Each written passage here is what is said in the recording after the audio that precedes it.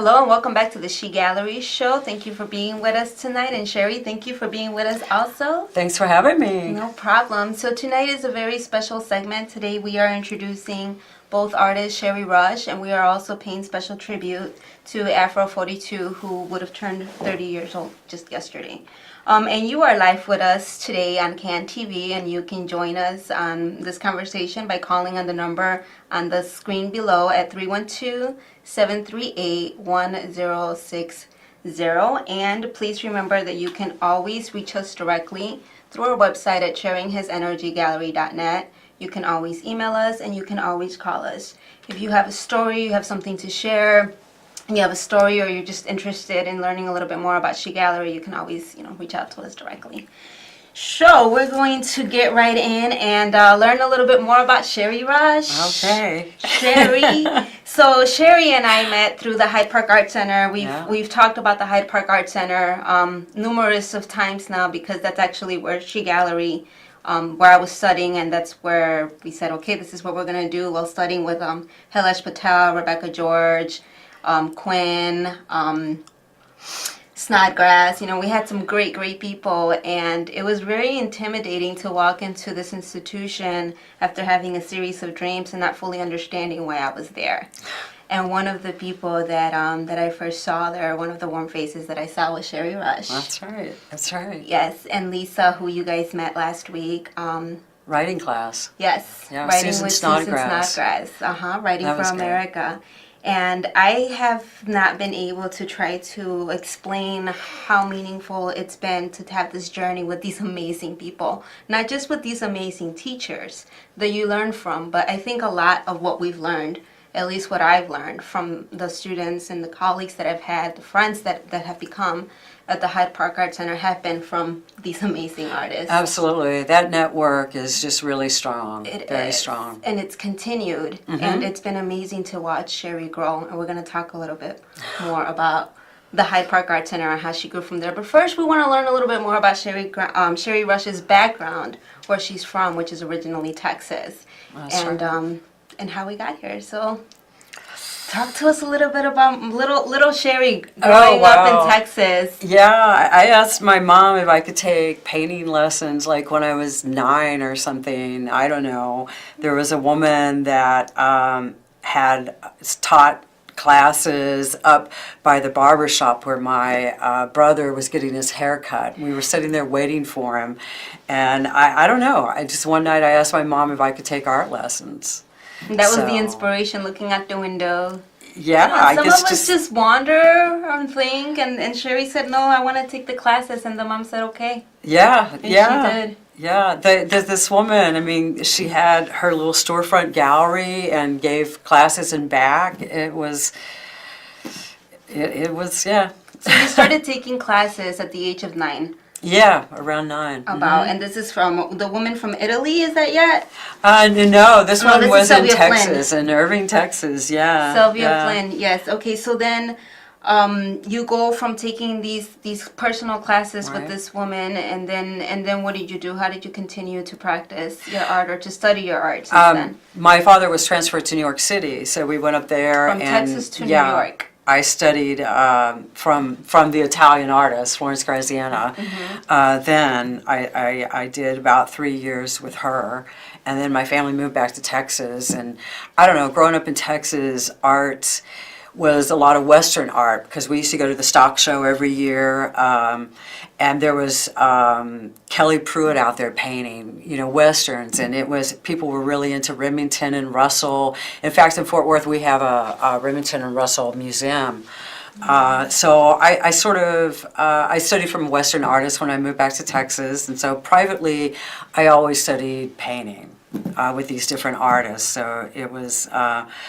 I knew that I wanted to be an artist, so when I went to college, I planned to study art, but I wasn't really sure at that point, I think, what art really was, to be honest. What was art when you discovered it? It was when I took my first art history class. And that's when you And discovered what yeah, art was? yeah, Share with totally. us. Share. It was, I mean, this history of all these great sculptors and painters, and I think it was, especially when we hit, the modern art, and when, it started with the Impressionists, and then, Turner, and then when we hit the first great American movement, the Abstract Expressionists, that's when all was lost. I knew I was never going to have a cent to my name again, and I was going to be an artist. cent. Yeah. I'm going to be an artist, I'm going to be broke, but that's okay. Yeah. It was the discovery of Mark Rothko.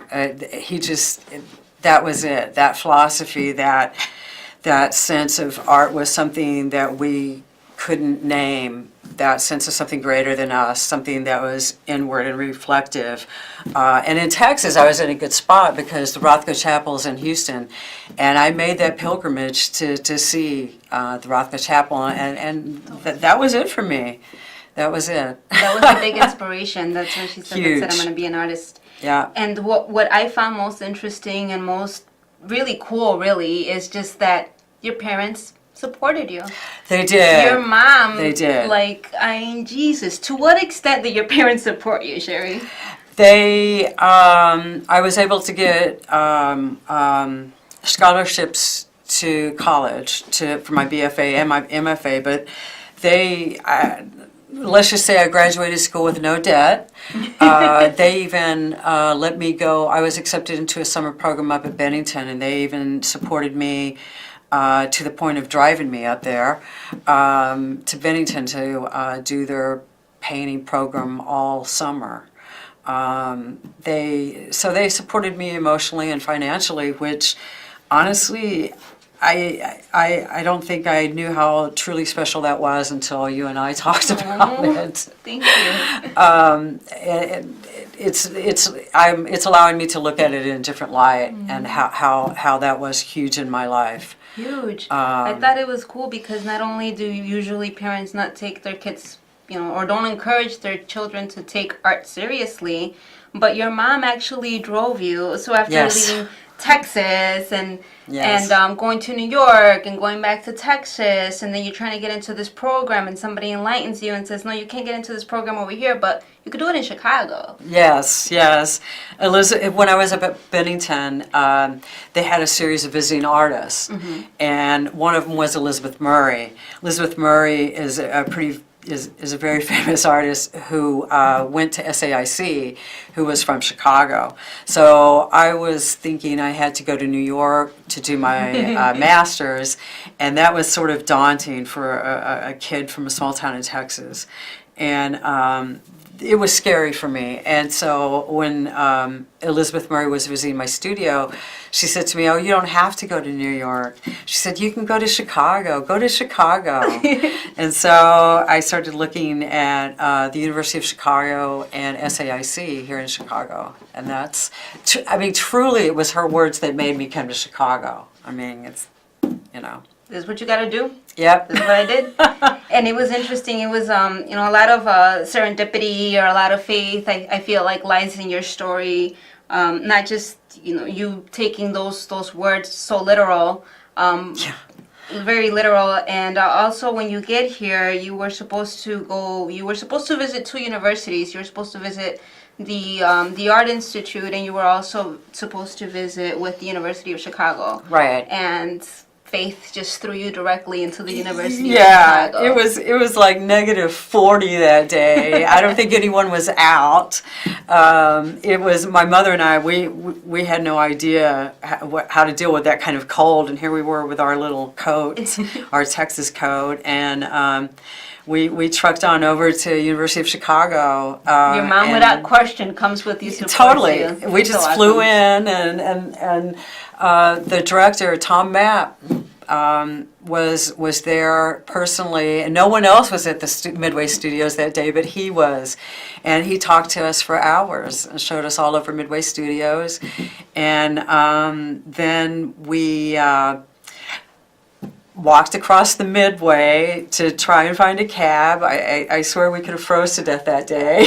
And your mom's still there. That's right. My mom was still Sherry. trucking around, Aw. and I love that. It doesn't happen often. I don't even think I knew that there was a huge difference between the Art Institute and the school of the Art Institute. So the cab took us to the Art Institute, where we went up and said we're going to the school of the Art Institute. They and went to the museum. yeah, but they were very kind. They didn't make us go out and walk all the way around. They told us we could go through. I mean, really, you could freeze to death that day. Yeah.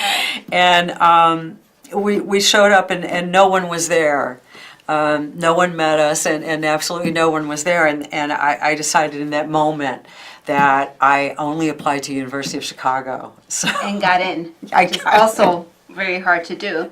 So that's also So- amazing. And then there you are. And then for those of you who don't know, the Hyde Park Art Center is actually has this. Yes. It's the Hyde Park Art Center is a nonprofit. And it's the University of Chicago that provides these continuing education classes that Sherry and I had the chance to take, and this is how we got Right. this chance to continue to learn.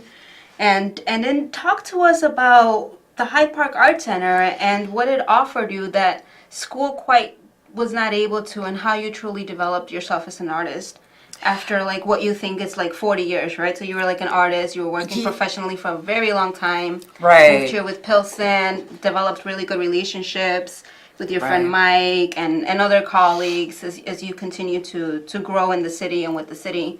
Right. And you Right. learned what you have to in school, but what was it about the Hyde Park Art Center that you feel like really brought the artist out of you? They're a very, very, very special place. I had continued my practice. My studio was always at my home, but I'd sort of maybe dropped out of the art world, so to speak.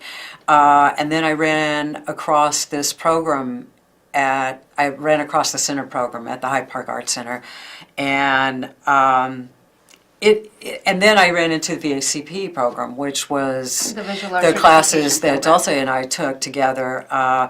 It was everything that we didn't talk about. I mean, granted, I was in school, over 30 years ago when I got my BFA and MFA, but it talked about everything we didn't talk about then. We didn't talk about what artists were going to do. We didn't talk about teaching. We didn't talk about the business of art. We didn't talk about galleries, showing possibilities. It just, you were kind of left to your own devices. And With a lot of debt. yeah, and the Okay, center, you're back. the center program, I knew I needed to get out. You need that network. You need networking, and you need outside eyes on your work. You need to transition your work. I knew I was stuck. I knew I had to transition my work, and this was an amazing program. I just thought, oh my God. It's everything. Those 4 classes at the visual certificate program are amazing. They are. We have to write so much. Everything's dependent on our writing, the proposals, the grants, Artists the don't residencies. think to write, exactly. Right. So it was incredible. And it was a little bit more than that. Aside from these relationships after these classes, and then you actually then, after moving from having your home studio for so long, you actually had a studio at the Hyde Park Art Center. Yeah,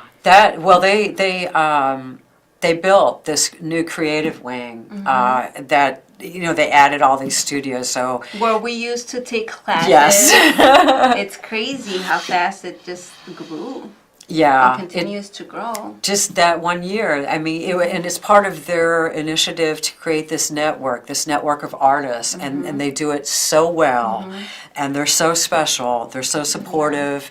It's a special place to go, and I encourage everyone to go there, participate in just a class. Or just go visit. Yes. It's a good feel. It's a really good feel, and it's inspired the Yes. crap out of She Gallery. I mean, that's why She Gallery is what it is. That's why I'm here. I literally followed my dreams, and this is where it led me, and it was all through there. So it's been a great That's right. platform for all of us, Yeah. and it's been a great platform for Sherry because Sherry got to graduate from being at the Hyde Park Art Center and now is over at Mana, and I had the great chance to visit Sherry over at Mana and got to see her work up close and personal after not seeing it for a while, and she's changed. She always changes. Yeah.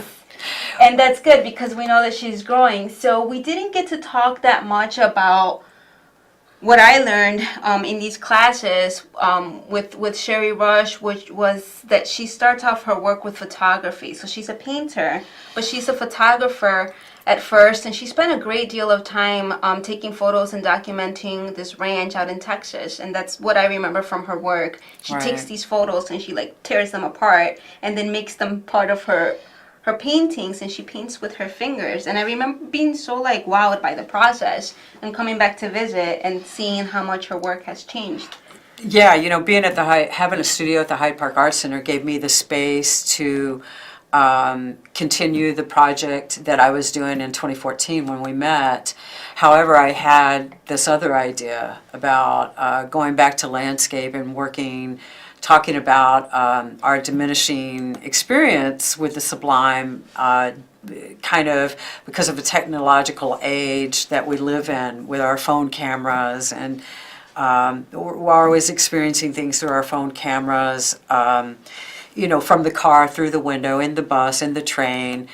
We have all these layers between us and nature. So it kind of exploring that area. I followed both projects at the Hyde Park Art Center. Having that space gave me the ability to do that. I was so grateful that they accepted me to have this studio, and it's very interesting when you're working on two projects and one, you know, instantly, one just took off and that was it. I never really questioned it, and one really took off, and that's what I kept doing. I've always painted large. Huge. Yeah, I've It's always an painted. understatement saying large. And that's another thing I want to highlight is that the way that she photographs, you know, she talks about taking these photos, you know, out the window, at the bus. The way that she photographs and the way that she paints, I feel, are very similar in the motion. There's always motion, and I love that because Sherry Rush. You know, it's so fitting to your name. Right. And But- these pieces are scaled so big that you feel like you could literally get lost in there. Right. You know, That's so it's yeah. like That's a rush, purposeful. you know, and it's just, sorry, I really wanted to highlight the scale of your work. But I just want to emphasize that my work is the source material comes from my photography, but my work is all painting. It's not photo based. It's just my source material. And Yeah, that was the series that you went through with Yeah. the farm. Mhm. yeah. What had I mean, for first 20 saw, years, right. yeah. For 20 years, I documented my family's farm in Texas, and my work was really an identity project. If you want to get right down to it, probably. I've always used landscape. I use it in different ways: metaphor, symbol, psychological. So it's a place, I guess, where I'm comfortable. So to be back doing it at a 10-foot scale is heaven for me. And now look at this, some of her earlier work. You know, these are actual landscapes from Texas. So this is landscapes Right. that you would photograph and then you'd start painting. And then we see later on how much of this color turns into how much movement. It turns into a lot of movement. And I think that's really beautiful. Thank you. I love your older work too. Oh, I spent a lot of years there. It's gorgeous. We get sick of our own work, but when Exactly. when it's new to old people or to new people, when it's new to new people, you know, you just can't. So this is the farmhouse that we mentioned. I transitioned when I was in the center program at the Hyde Park Art Center. I transitioned to more of a narrative. Because in the end, this obsession with documenting my family's farm was an exploration of my childhood, my identity, and I needed to kind of break free of that obsession, and I literally started tearing up the photographs, and at first I started cutting them up and doing collages, and then those collages led to these multi-medium mixed media works where I literally started shredding the photos and then using the photo shreds in the work. It was kind of a freeing experience. It's beautiful.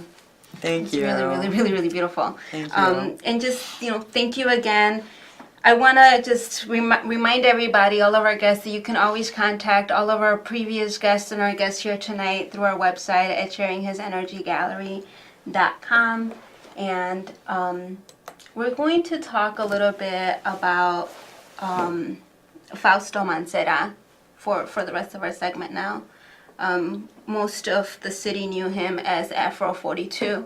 Afro 42, if you're ever driving anywhere or looking out your window and you see tags anywhere and you see 42, know that that's for Fausto Mancera. Fausto Mancera is, his birthday was yesterday, and today he would have been 30 years old. And unfortunately, on April 10th, 2009, he and one of his friends were on the highway coming back from Funky Buddha Lounge. And they were going to head over to pick up some hot dogs and got a flat tire, pulled over. And somebody else that had been drinking all night at Bourbon Street, who was a cop, he was off duty, but he was, drinking and driving in his SUV, and he killed them terribly, terribly, terribly. He hit them, and the car exploded. And a civilian came and helped him, and he limped away. I don't know what kind of protection and serving that is, except for hiding. And even from jail now, he's saying, "Did you catch that guy?" He's still denying it. And it's really frustrating. It's really sick. But that's impunity, and that's something that the city continues to work against, especially with situations like this, where you have a very young boy who was only 21 years old. And I was not very close with Fausto, but I knew Fausto because he was part of this graffiti crew, and a graffiti crew is very equivalent to an art collective. But you deal with street art, and it's very organized, and it's very beautiful. And Fausto was a member of KYM, and he was also a student at the Paul, and he was an activist, and he was a leader.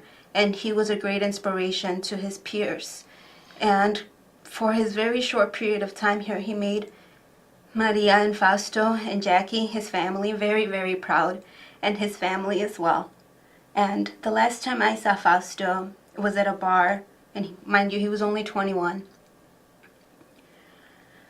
And it was really crowded. I think we were celebrating Morgan, one of the KYM members' birthday, and we were leaving. I was leaving, and I just wanted to, say hi before I left.